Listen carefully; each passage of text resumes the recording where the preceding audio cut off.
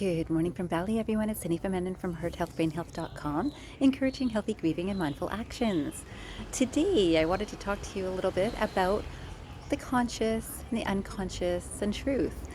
And truth, we can say, is in the same level as awareness, and awareness from a wise mind, not awareness from our conscious mind. Our conscious mind are things that we are bringing to our awareness, so consciously. Unconscious actually includes a lot of things that are a little bit deeper. And it was interesting that today I was having this wonderful conversation with my family member here that is like a second dad now. And I will say that we were having this conversation, and somehow some of my own past experiences came up in our conversation. And I was thinking about how it's so easy for us to go through life in a space of unconscious. And, post Eckhart training, I will say that I call this the unconscious much more. And there was a time that I wouldn't have used things like unaware, or I wouldn't have thought that anyone could not know truth, let's say. So truth is just so evident, isn't it? But it isn't. To our unconscious mind, it is evident. And to our consciousness, by the time it gets to our consciousness, it takes a little bit of extra clarity in the mind. So I was talking about this whole idea of, I certainly know that my past relationship, and I suspect many other relationships that I've spoken with, have had similar experiences of something was happening that we kind of had this subtle awareness of, but it's not really in our conscious mind. So I was recognizing this today, and of course with this comes this awareness of truth. And truth is, when we see it, it's just so self-evident. Yet if we don't see it, it really doesn't seem present at all. So I thought I'd start with a few quotes to just remind you about these sorts of ideas. So again, the unconscious, the conscious, and truth. And the first quotation I came across is by Roberto Bolano. And this quotation says, "People see what they want to see, and what people want to see isn't always the truth." People see what they want to see, and what they want to see isn't always the truth. I certainly know that I want to see love, and I see it, and it's so lovely. And yet, this is in my conscious awareness, and unconsciously, I am aware now that I also want to see love. So I can see it, or may see it, in spaces that it doesn't actually exist. And again, today my definition of love is very different than it would have been years ago. So this definition of love, which is just pure and authentic and has no conditions and is just given to give. And I wasn't in that space, and I wasn't receiving from that space either. And now today I have a different awareness. My awareness is expanding, I believe, through lots of meditation. And this is, again, we see what we want to see. Now today I want to see truth. So I'm ready to see it all. I'm ready to see the good, bad, and ugly. And that isn't always comfortable to see, yet it is truth. So then the next quotation I came across is a beautiful one by Hark Herald C, Samiento.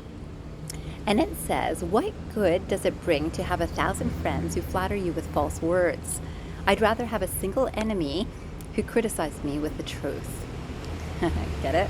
Again, what good does it bring to have 1,000 friends who flatter you with false words? I'd rather have a single enemy who criticizes me with the truth.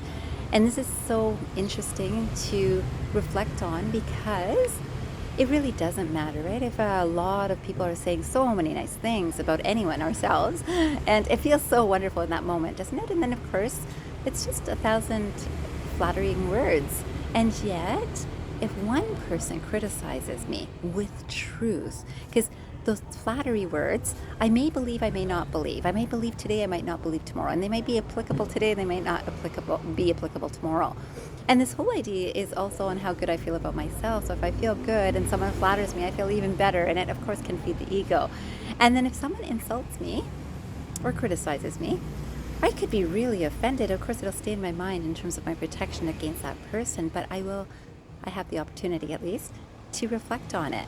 And if it's truth that is being spoken, this is for my learning, my own personal evolution. Whereas flattery is not really for any purpose except to make me feel good in that moment, which, again, does feel good in that moment. But in terms of our journeys, it is the criticism that is truth that matters the most. And again, criticism is often a bitter pill if it's the truth, especially. Criticism, of course, can be false, and it might allow us to reflect on ourselves and say, well, that doesn't actually apply to me. I need to reflect on this. Does that apply to me? Do I believe that? Is that truth for me? Is that truth, period?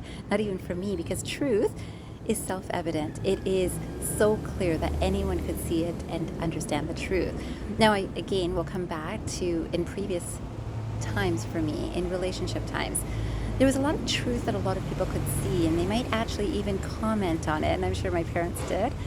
And they might comment on it, and I think, no, that's not how I feel. I know there's so much love here. Of course, I was thinking of love in a different way.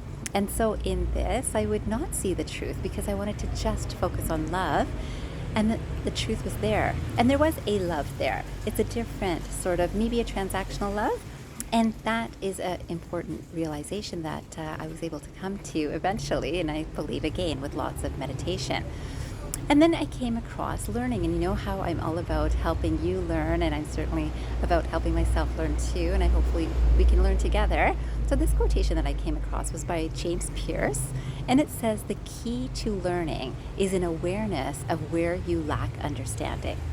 The key to learning is an awareness of where you lack understanding.